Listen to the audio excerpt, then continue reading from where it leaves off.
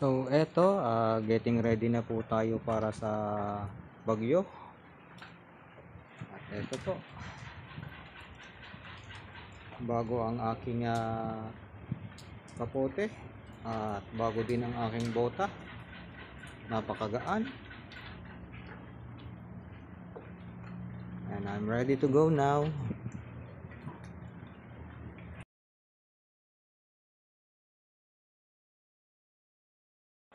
At ito talagang masama pa rin po ang ating panahon.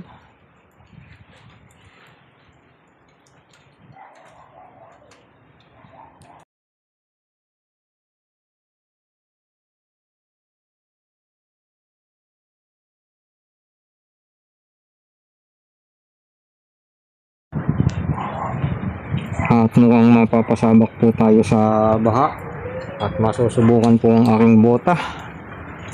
Yan, lulusong na po tayo. Oh my gosh.